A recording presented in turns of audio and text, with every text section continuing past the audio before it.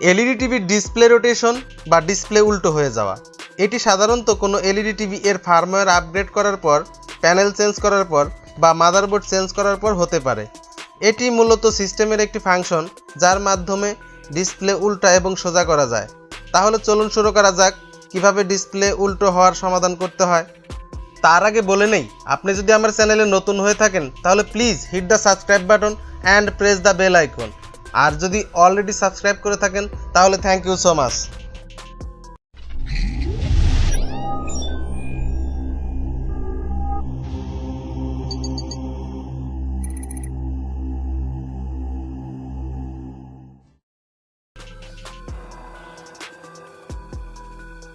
এই সমস্যাটি সমাধান করতে হলে প্রথমে আমাদের যেটি করতে হবে সেটা হচ্ছে ফ্যাক্টরি মেনুতে প্রবেশ করতে হবে। ফ্যাক্টরি মেনুতে প্রবেশ করার ক্ষেত্রে এক এক মাদারবোর্ডের ক্ষেত্রে এক এক রকম। তো আপনি যে মাদারবোর্ডটি ইউজ করতেছেন সেই মাদারবোর্ডে যেভাবে ফ্যাক্টরি মেনুতে প্রবেশ করতে হয় সেভাবে প্রবেশ করবেন। আর এখানে আমরা যেটা দেখাচ্ছি সেটাতে হচ্ছে ইউনিভার্সাল মাদারবোর্ড। এটাতে ফ্যাক্টরি মেনুতে প্রবেশ করতে হলে প্রথমে মেনু প্রেস করতে হবে, এরপর 1147 প্রেস করতে হবে, তাহলে আমাদের ফ্যাক্টরি মেনুটি চলে আসবে। ফ্যাক্টরি মেনু থেকে আমাদেরকে প্যানেল সেটিংয়ে যেতে হবে।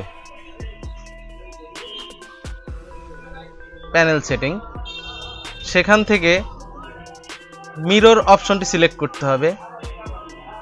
সেখানে যদি মিরর ফাংশনটি অন থাকে তাহলে অফ করতে হবে, আর যদি অফ থাকে তাহলে অন করতে হবে, তাহলে আমাদের স্ক্রিনটি সোজা হয়ে যাবে।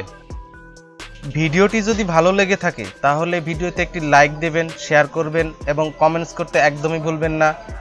দেখা হচ্ছে নতুন কোনো ভিডিওতে, সে পর্যন্ত ভালো থাকুন।